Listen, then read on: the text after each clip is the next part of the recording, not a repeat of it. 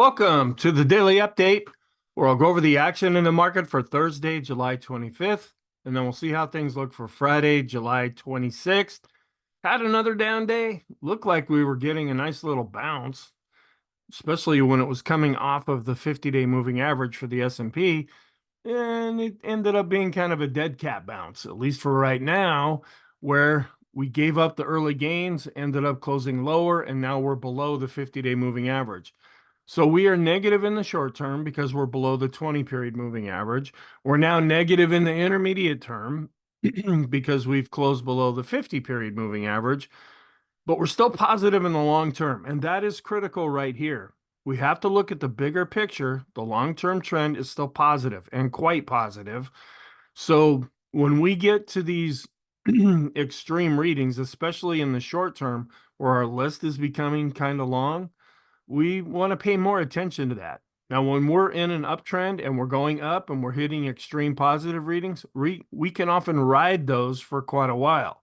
But when we see this as a counter trend move, we just want to be more observant as to, okay, are we going to get some kind of a bounce at some point? We're not currently at any significant support for the S&P unless you draw some other kinds of lines. We're looking at other indexes, and I'll be going through the charts to show just some potential areas of support that way. I do have a thing called the SPXInvesting Program. It's free and it's wide open right now. I will be locking it down in August. There's a lot of additional things that I'm going to be rolling out within the whole program itself that is not necessarily public information. That's why I'm kind of keeping it back for right now. If you're interested in the program, you can see a link in the description below this video. There's also a link to other videos that talk about the program. You can email me about this. It will be $97 a month once this actually gets up and going in more of a lockdown type of approach that I'm using here. The daily video is the center point of all the different videos that I put out each week. All right, let's go back and talk about what happened. We had a lower open and prices declined down to S1. So it looked like, okay, here we go, dropping below 5,400, dropping below that 50-period moving average. But then we rebounded back up and got above the unchanged level. And we hit some short term, meaning just it lasted just a short period of time. We hit some resistance at the daily pivot at 54.52. But then prices kept climbing slightly above R1. So it looked like, okay, maybe we're going to see some strength here. We got above R1 at 54.83. Then everything reversed and we started to decline back down below the daily pivot, and we went back down to the unchanged level, which was probably providing some kind of support. That's typically what happens on an up day. So prices tried to climb back above the daily pivot, couldn't even get above that level. And then we fell down below the unchanged level and we closed slightly above S1. So it was like a big horseshoe day. We kind of finished and ended at about the same spot. We were down 0.51% on above average volume. So the last few days that we've been declining, we are seeing a real pickup in volume here. We are negative in the short term. We're now turning negative in the intermediate term. We're looking extreme negative in the short term, but we're still looking positive in the long term. And then all the different crazy stuff that's going on in the world and even in the US right now. There's so many different things going on that are pulling all of us in many different ways, kind of all at the same time. Some comments: mega caps and semis, as well as the large caps, they saw some early gains. It looked like, okay, maybe we're going to get some of this back. But then we saw late day weakness.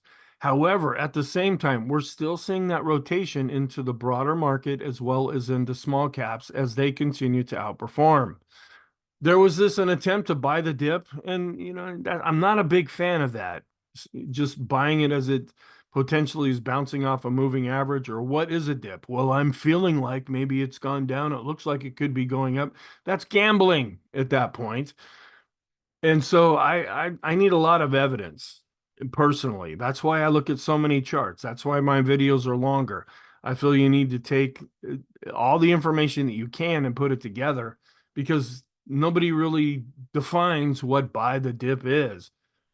And in fact, those people that did buy off the bounce from the 50 period moving average earlier in the day, remember it's the professionals who closed the market. Well, a lot of those folks are underwater now as far as the S&P 500 is concerned. And that's not a very good feeling to be that way. You get in, you're hopeful about this position. It looked like, okay, I'm seeing a nice little profit, only to see that given back. To me, that's one of the most frustrating things that you can feel when you're in the market. All right, here our short-term list, and it's been this way now for a couple of days. We want to pay attention to this. With the VIX, it's giving us very high readings right now, and it's really moving up quickly. Now, I say that's oversold because it moves in the opposite direction of stocks. The Stochh RSI, Williams percent R, CCI 14 and 20, the stochastics, and the boom indicator. So we just want to pay attention to this because of the context of the bigger picture here. In the intermediate term, we're still looking good with our 10-period moving average of the new highs minus the new lows. That's holding up. It's dropping, but it's still looking pretty positive for the time being. And we have the Chaikin oscillator, which has now become extreme negative. That's one of our intermediate term indicators, as well as one of our smart money indicators. And on a long-term basis, we're still looking rather extreme with the 200-period moving average. And I've been hearing a little bit more talk now that there could even be a 50 basis point cut in September. We don't even know if we're going to get any cut in September, but the market really likes to front run this and try to game play it and try to anticipate what is happening. And so we'll just have to see how all of that plays out. The dollar was up and interest rates were down. We closed at 4.26% with the 10-year yield, where we had been at 4.29%. We're still inverted with the yield curves. They're less inverted than they were before, but still inverted nonetheless. And we're dropping even more with sentiment. We had been at 41. We're dropping even further down to 39, which is negative. When we look at our trend, we're now negative with the ADX. The red line is above the green line, but the ADX is weakening. It's below its moving average. And with another down day, our bias is negative and our momentum has now switched to negative over the last number of days. Economic reports that came out, we did get the second quarter GDP, the advanced reading. So that's the first time the market is seeing this number. Then we'll get three more after this, and then even adjustments that could happen like a year from now. But it actually came in pretty strong with the headline number at 2.8%. Not great growth, but more than the 1.9% they had expected, and up from the 1.4% that we saw last time. This is the one the market pays a little bit more attention to, with the chain deflator being up 2.3%, which was less than the 2.6% they had expected, and down from the 3.1 that we saw last time. Then we also received the weekly jobless claims. They came in a little weaker than expected at 235,000. We're not seeing this number really shoot up right now. So we might see it for 1 week or maybe even 1 or 2 weeks, but we'll look at the charts. It's not causing an awful lot of concern, at least for right now. And it's down from the 245,000 that we saw last week. The continuing claims are also down slightly from 1.851 million, where they had been at 1.86 million. All right, durable goods came in down 6.6%. They expected it to be up 0.4%. Last time it was up 0.1%. When you take out transportation, it was up 0.5%, which is greater than the 0.2% they thought, and up from the minus 0.1% we saw last time. So here is looking at the real GDP and deflator quarter over quarter, where the blue line is going up. And so that's actually showing a little bit of improvement, where the deflator is going down. And the market could have liked that, and it should have liked it. The bond market seemed to like that. That's why interest rates went down. Then looking at personal consumption on a year-over-year basis, we're still above zero, and it actually climbed a little bit. The net exports, it's always a negative number these days, but it's actually declining because these are becoming less negative numbers. And then real GDP year over year, not gangbuster growth here, but still showing positive growth. Durable goods on a year-over-year basis really did decline. We're down below zero right now. And month over month, we also saw a big decline here as well. Here are the jobless claims, which came down from the recent reading, but we're still seeing that moving average slightly going up. So we want to keep an eye on this one. And we came down with the continuing claims, but the moving average is still going up. But we see a little bit more of these numbers coming in lower than expected, and it could end up turning these moving averages down. And this is to give some perspective with the initial jobless claims in red. Then we have the blue, which are continuing claims, and then the latest unemployment rate that we received. And then I blow that up a little bit bigger here just to help you see that a little bit better. All right, looking at the net bullish sentiment against the S&P 500. Right now it's coming in at 1.74, so it's still giving us kind of a high level. Now this goes back, and there are some different events, either that the Fed did, well, specifically what the Fed did, but now they're calling it the AI mania right now. And just to give you some context of what was happening at those times, volatility is the toll we pay to invest. Show this from time to time. The smaller the pullback or dip here, the more it's likely to happen. And so this is just par for the course, pretty much here. Markets don't go straight up or straight down. They look like EKGs, either with an upward slope or a downward slope.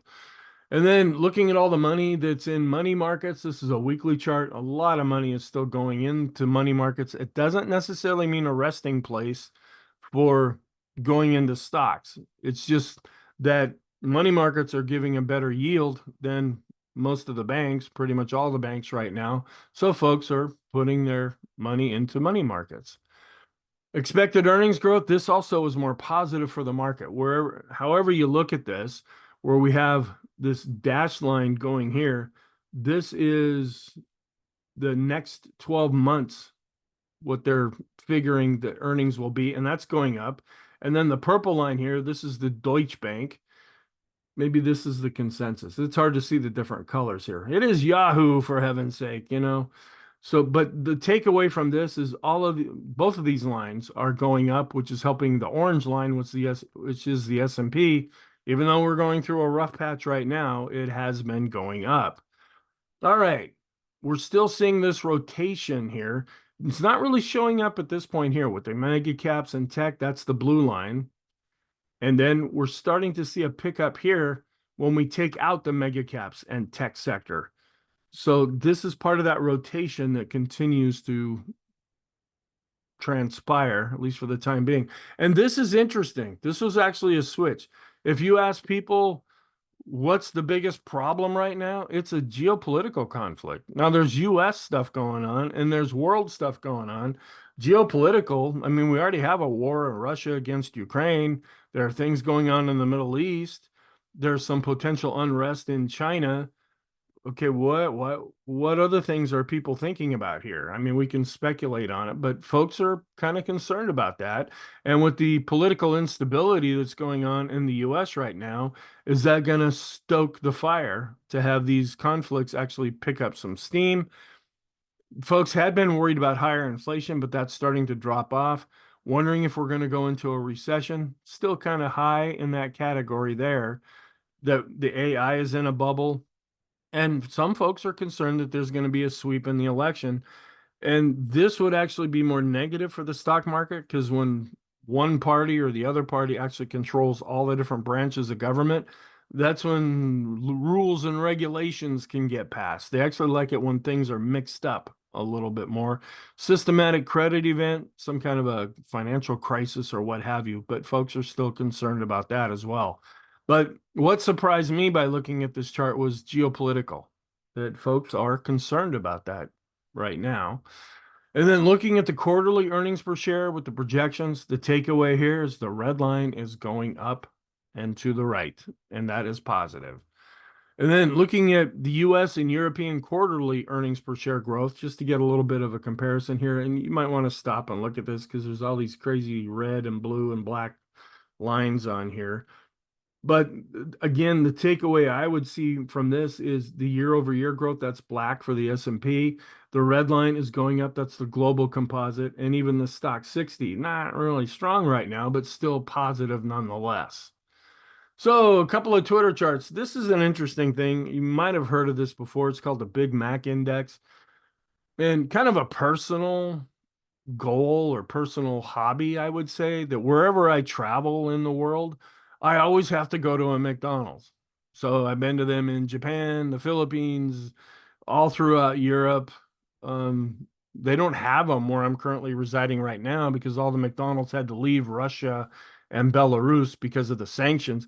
So they just took the same restaurants, used the same colors, and I think it's called Big Mike's or something now. But it's pretty much the same thing, but without the McDonald's name. But it's what does a Big Mac cost at different places in the world? So you want to get a good price on a Big Mac, you better book that trip to Taiwan. Yeah, that's the lowest price. Where here we have Switzerland. That's where it's going to cost the most. So if you're going to the World Economic Forum, first of all, you're probably not going to be eating Big Macs anyway. But if you do, that's where you're going to spend the most. All right. This is from Edward Yardeni's site. And if you belong to the program, I'm going to be talking a little bit more about the service that Edward Yardeni provides in today's video that I do based on the daily journal and trade ideas that you may consider. But this takes the S&P 1500, where we mainly look at the S&P 500. So this is a broad market measure. And then it breaks down all the different sectors. Now there are 11 that make up the S&P 500. This is more detailed, and it's just showing, okay, where are things going right now as far as positive or negative for the time being. And we have energy, which has been performing quite well, and materials, both in the and financials. And S&P 1600, that's the small caps. S&P 400, that's the mid caps.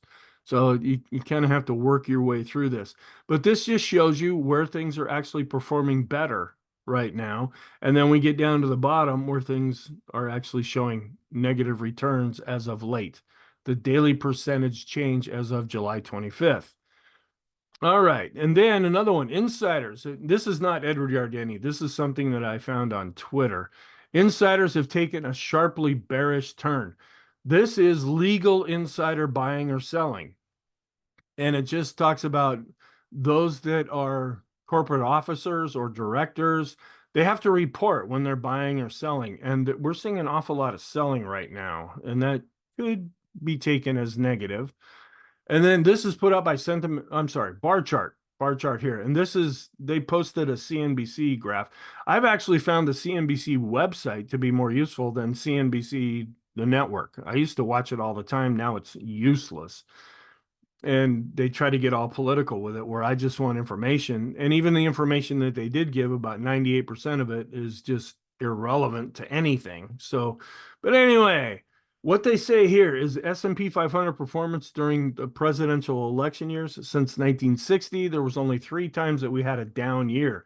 All 3 of them, and we've kind of changed here, of which were, it should be of which were when, you try to say that fast 3 times, no incumbent was running. And that's kind of what we have right now. We went from the 4th year of a presidential cycle to no incumbent currently, because the whole race on the Democratic side has now changed. And it's also unique in that we also have a president on the Republican side who was president before, but didn't fulfill the 2 terms, which is now part of the Constitution, where it used to be a tradition. So this is strange, really strange right now. So we'll have to see if this ends up playing out now that there's no incumbent in the running for re-election. Does vice president count as an incumbent? I'm not sure. We'll have to see how that goes. And this is, I'm not seeing this when I look at the Fed Watch tools that I go over on the weekend, but this is, I think it was also put out by barchart.com, that another measure that you use to say what's the Fed likely to do. We're seeing a real increase here that they may have a 0.5 point cut at the September meeting. I went and looked at the Fed Watch, the ones that I go over. It's put out by the CME as well, so it's the same outfit. This might be just looking at some kind of a rate of change type of move here, but it's not really showing up in those other charts. Okay, here is the intraday chart. We did have a lower open, and it looked like, okay, we're just going to continue to decline. Well, that stopped when we got down to S1. We built a bit of a base here. We bounced up off of that, and then we hit around this daily pivot level, which we were trying to bounce above it, but not able to. This is that short-term intraday resistance I was talking about. But then we were able to break above that. We got a little bit above R1, and it looked like, okay, all right, looking pretty good here. But then as the day wore on, we saw a reversal. We went down below the daily pivot. We came all the way down to the unchanged level, tried to get back up to the daily pivot, couldn't do that, came back down, dropped below the unchanged level, and closed pretty much at the low for the session. So that's what I say. It's kind of a horseshoe looking day. And we're actually up about 0.5% right when I started recording. We'll have to see if that can carry through into the open.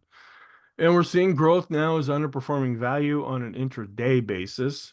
We're also seeing growth underperforming when we look at S&P growth to value with the ratio. Our end of day charts, growth was down over 1%, where value was up. Growth was up less for the mid caps and up not as much less, but still less for the small caps.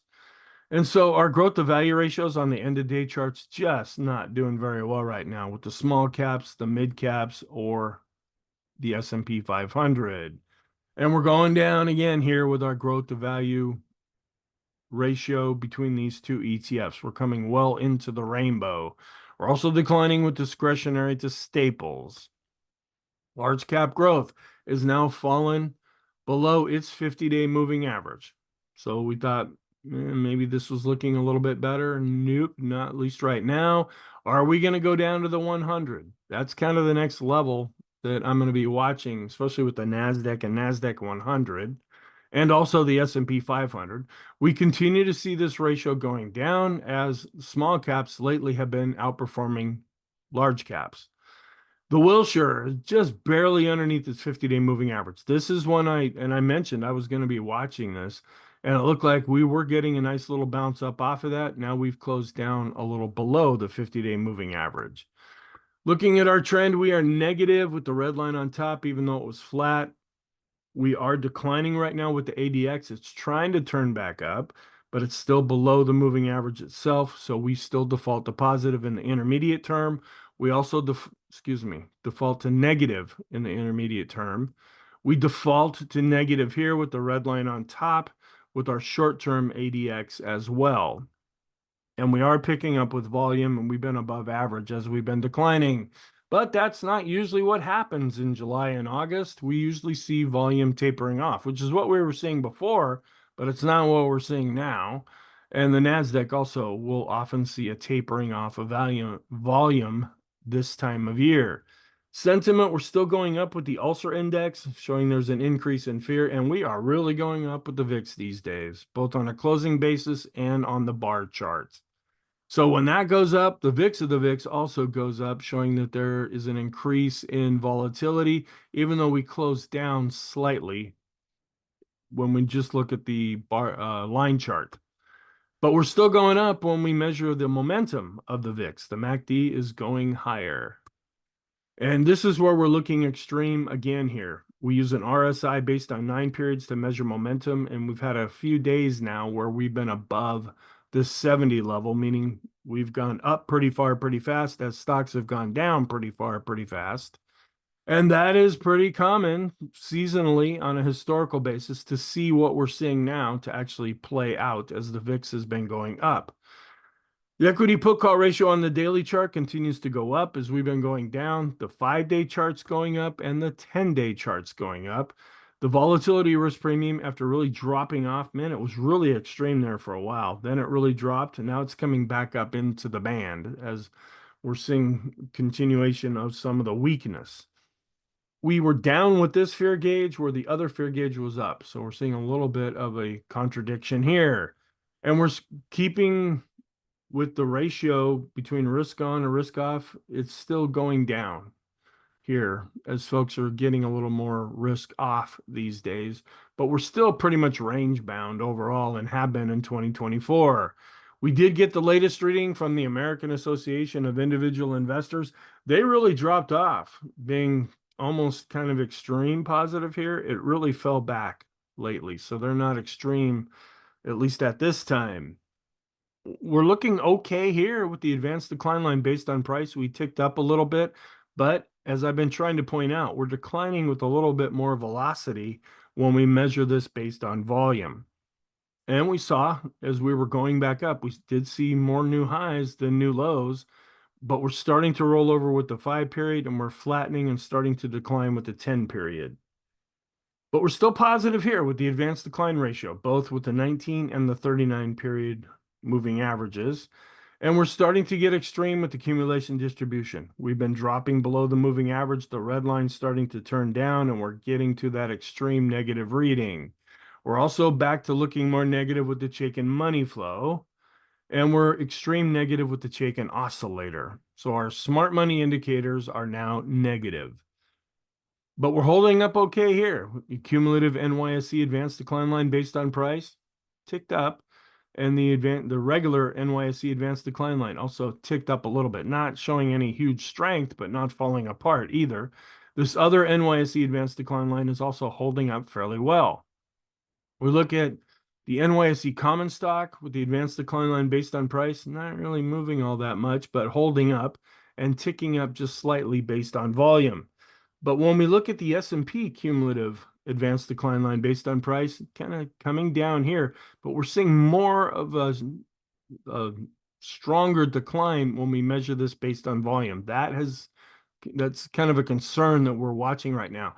Now, some of that can be explained because the big companies that have all the volume, that's what's getting hit right now.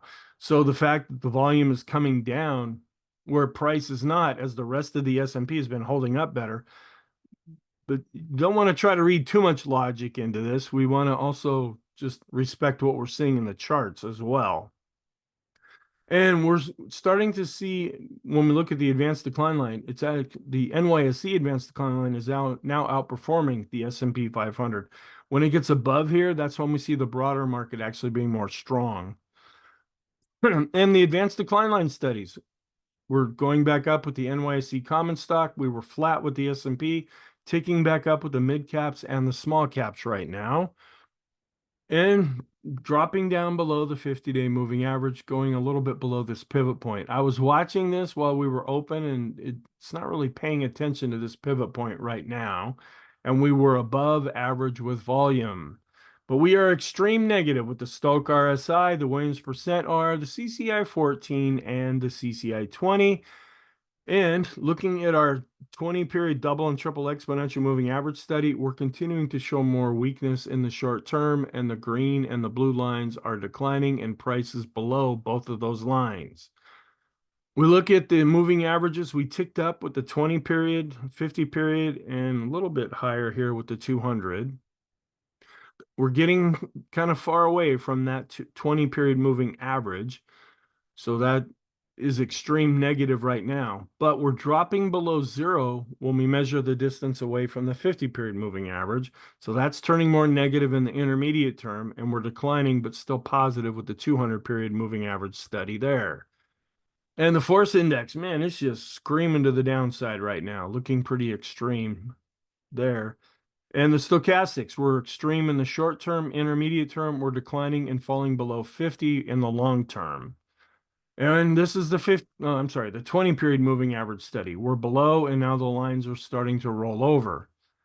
And we're not extreme with the standard deviations chart. We're still in the -2 channel. We haven't dropped down into the -3 channel, at least yet. Intermediate term, the balance of power is below zero and declining. That's now negative. The go, no go has the brown bars. That's negative. We're hitting the lowest low value, the red line here. That's turning more negative as the midpoint's rolling over. We're turning negative with the TTM squeeze, and we're below the double and triple exponential moving averages based on 20 periods. And if we see the red line drop below the blue line, that's going to turn things even more negative. So we're now watching the 50-period moving average. We closed right at it after Wednesday. We're now below it after Thursday. So we want to keep an eye on the 100. We're a little bit below this pivot point here. Are we going to come all the way down to the 100-period moving average? Still seems like kind of a big fall. That would be what, 96 points from where we're at right now, 95, 96 points. But we are now negative with the ease of movement. We're negative with the Erin indicator. We ticked up, but we're still negative with the S&P McClellan oscillator. So we're rolling over based on price, and we're continuing to decline based on volume. And we ticked up, but we're still negative with the NYSE McClellan oscillator. So we're rolling over with the summation index based on price and volume. The Swenlin trading oscillator ticked up slightly based on price, but we're still below zero, so that's negative. We continue to decline based on volume. That's also negative. And our momentum is now switched to negative. With the PMO, we're still rolling over based on price. We're crossing below the moving average based on volume. And we ticked up a little bit with the PMOs that are rising, but the buy signals are dropping off, and the PMOs above zero continue to drop off as well. And we are negative with the Elder's Impulse system for the S&P with a red bar. We're negative with the parabolic SAR. We're coming down and starting to drop below the midpoint with our slope oscillator. The MACD is also looking more negative. So all of our different oscillators on the short, intermediate, and long term have now turned over to negative. So the momentum across the board is now negative. And we're dropping below the 50-period moving average. On the S&P, the bullish percent index did decline, but it's still been holding up fairly well. It hasn't been going down the way the S&P has been lately, as the rest of the S&P has been holding up better. And we're still looking good here with the NYSE bullish percent index, just ticking down a little bit, but still giving us a pretty healthy reading. But the NASDAQ 100 bullish percent index declined just slightly. We're below 50. That is negative. The money flow is declining, but still above 50, where the ultimate oscillator is now getting extreme negative and below 50. And we're turning negative here with the vortex. The red line is now crossing above the green line, so we have now turned negative with this indicator. We're dropping below 50 with the RSI 14. That's showing that the momentum is really wearing off. And we're actually declining here with the RSI 9, the shorter term version. And we continue to go up with standard deviation as the S&P has been moving rather quickly to the downside. On-balance volume did decline, another day or two of weakness, and we could actually drop below the moving average. But for right now, we're still above it. We ticked up a little bit with those stocks in the S&P above their 20-period moving averages. This is still positive since we're above 50. And we're also ticking back up here with our 20-period moving average study, but not really showing an awful lot of strength right now. We ticked up slightly with those stocks above their 50-day moving average, and we're still positive there since we're above 50. We ticked up with the 100 as well as the 200-period moving average study there. So a little slight improvement. We still are looking positive when we look at all these different moving averages together. But when we look at the momentum as measured by the Copic curve, we are declining. And we're getting a Pring bottom fisher signal here. Not quite sure what to make of that. We're declining with the Sean trend meter and getting more neutral now. Haven't shown this in a while. The reason I'm bringing this up, I show this chart later as a possible support area as we're coming down to this green cloud. But then there's all these studies that are attached to the Ichimoku cloud as well. The takeaway from this is the blue line has been above the red line. Well, now we're potentially starting to see the blue line come down below the red line. And the green line back here is also declining, and this is turning more negative. And then we look at the broad market of the 5-period moving average of the highs minus the lows. We're dropping, but we're still positive. So, and here's where I'll show that other Ichimoku cloud chart. We're still down below this R2 level where we had been above it for a number of weeks. Now we're starting to show some weakness here.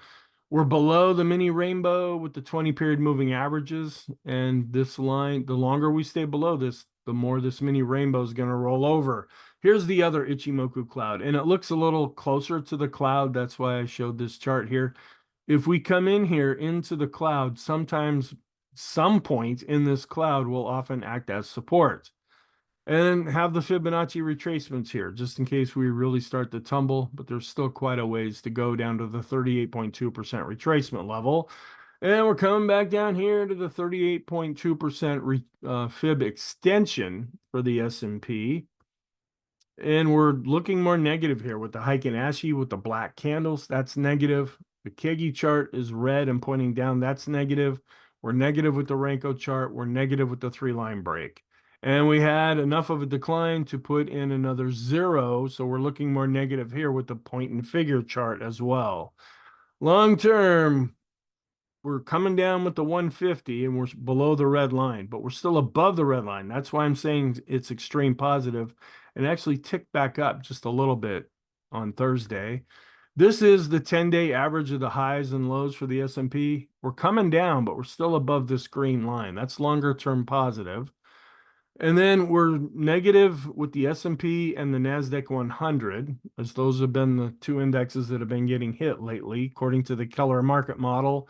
And we're negative across the board with the price of bonds, the price of stocks, the price of commodities, and the dollar, where we're negative with commodities in the intermediate term as well as the dollar's negative. Long term, the price of bonds continues to be negative.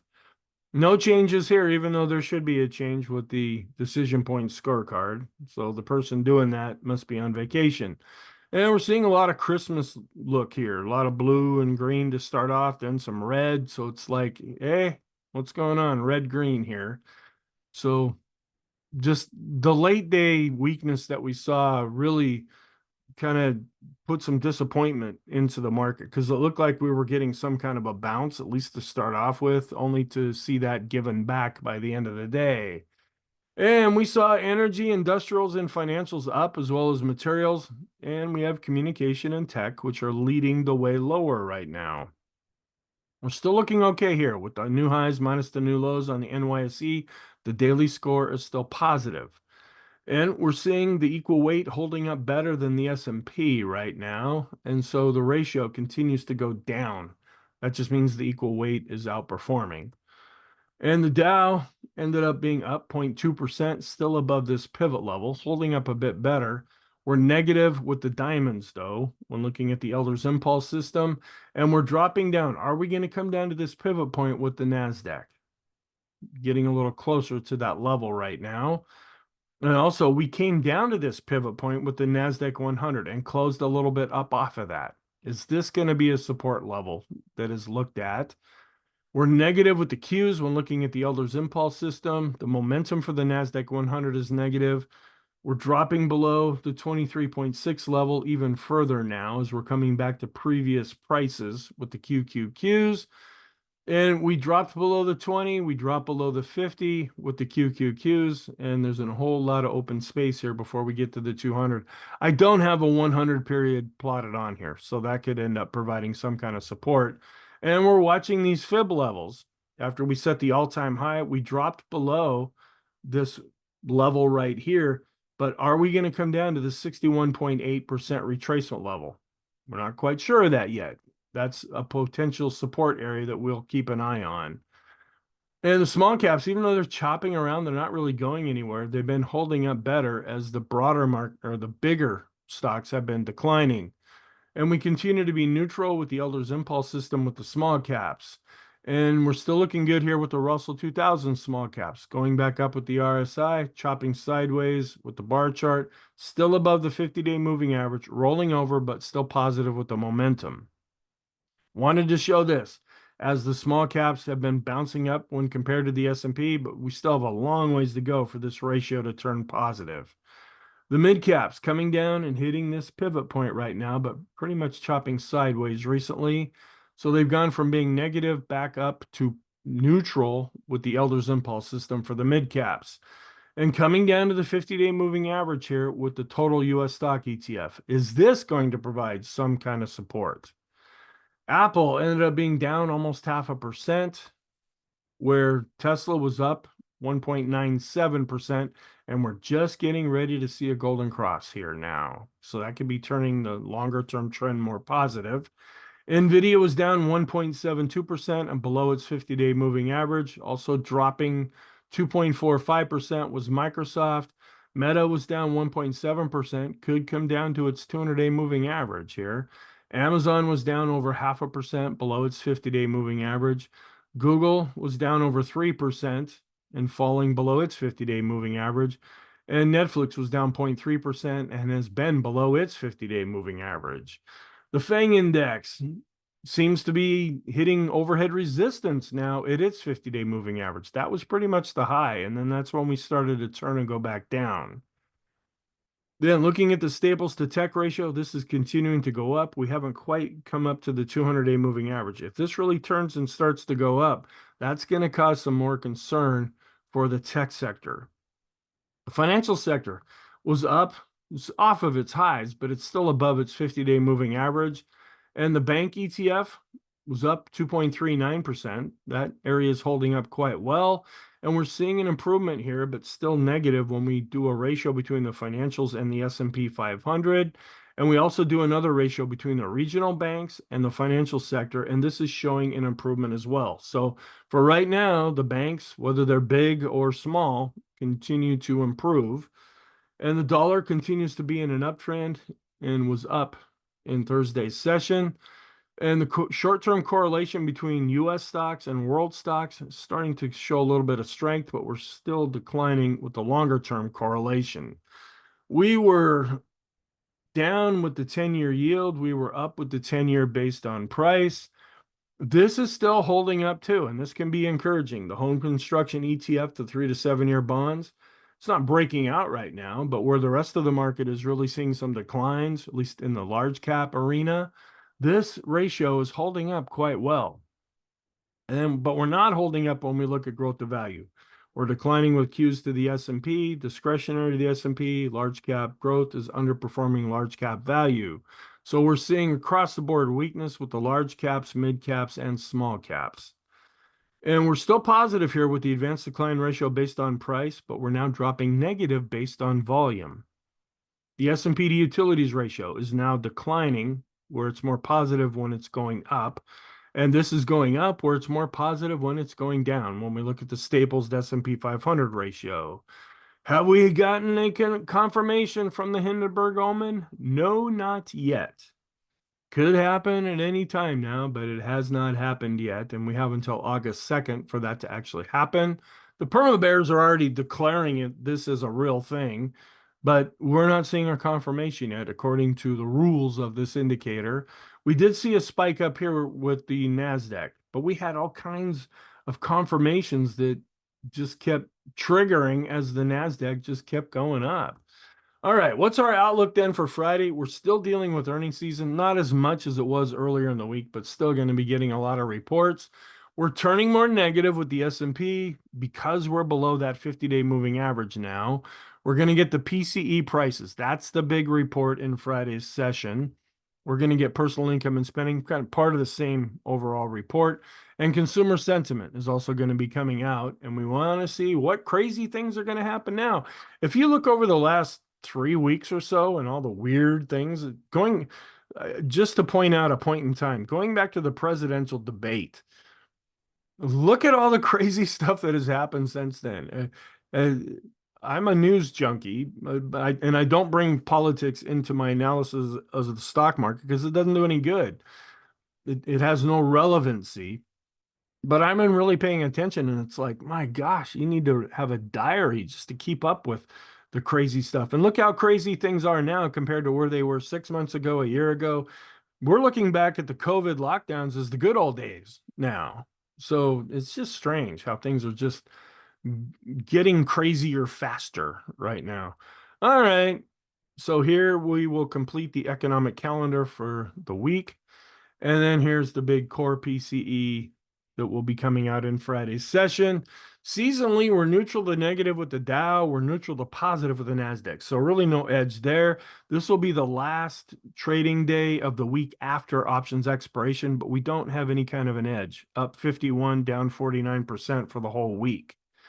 And we kind of see a little bit of a bounce here with the green dash line. We could see something getting a little bit better going into the end of July. And then on the 31st, that's when the Fed's going to be getting together. And we're seeing a little bit of a bounce up here before this chart anyway sees a little bit of weakness going into the end of the month.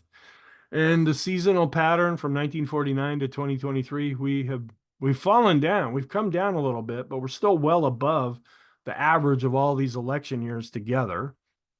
Friday is it's the second most positive day of the week based on what happened in 2023. And this could be the move down that we've been seeing, but later on, at least on a seasonal basis. And again, I'm not really sure. We don't really have, well, we kind of have a lame duck right now. So maybe it would be this blue line, but for a while it looked like it was the fourth year of a new president, but that's changed now. So I'm not quite sure which line to follow. And then looking at the seasonality through July and into August, where we might be seeing the downward move in July now before things tend to get better. Oh, yeah, we've got another crazy thing coming up. Well, I don't know if it's going to be crazy or not, but it's going to be the Democratic National Convention. I mean, everything else has gone crazy. Why not that too? It is in Chicago. And for those of you that know history, 1968, that is when the DNC had their convention in Chicago then. And the U.S. almost self-destructed in that year. The only thing good that happened in 68 was right at the end of the year. We sent 3 astronauts out to the moon and they went around it 10 times and came back. And other than that, we had RFK Sr., I guess you could call him now, and Martin Luther King. They were both assassinated within a month or so of each other. It's just a crazy time. Let's hope it's not going to get that crazy now. Well, in some ways it already has.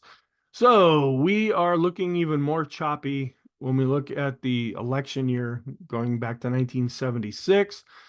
We're now dealing with the second half of July as we enter into the latter part of the month, where it's positive, but not as strong as we saw at the beginning of the month. All right, the warning signs: growth to value, discretionary to staples, they're just not doing well. The equity put call ratios based on 5 and 10 periods, they're going up. That's negative. And then we look at our smart money indicators. The accumulation distribution, it's negative, but could be extreme negative. The Chaikin money flow is looking more negative, and the Chaikin oscillator is negative, but could be extreme or oversold. Parabolic SAR, ease of movement. The McClellan oscillators and summation indexes, even though they ticked up a little bit, they're still below 0, so they are negative. The Swenlin trending oscillator is negative. The Vortex and all of the S&P 500 oscillators, they are all negative. And the ultimate oscillator, the Copic curve, and the momentum for the NASDAQ 100, as well as the bullish percent index. So it's kind of a long negative list right now. Positive signs, a little bit shorter. The bullish percent index is still holding up for the S&P. The advanced decline lines are looking pretty good right now. The money flow is positive, but it is declining, and the bullish percent index for the NYSE is positive. The financial sector's hanging in there really well. So our conclusion, we're turning more negative with the S&P now below its 50-day moving averages. And I use that plural because there's a simple and exponential moving average on there. In the short term, we're negative. We're below the 20-period moving average. We're becoming more oversold. In the intermediate term, I'm saying that we're becoming more oversold mainly because of our smart money indicators that we're seeing with the accumulation distribution and the Chaikin oscillator. But we're now below the 50-period moving average, but we're still positive in the long term. Thank you. I hope you have a really good day, and I will talk to you in the next video.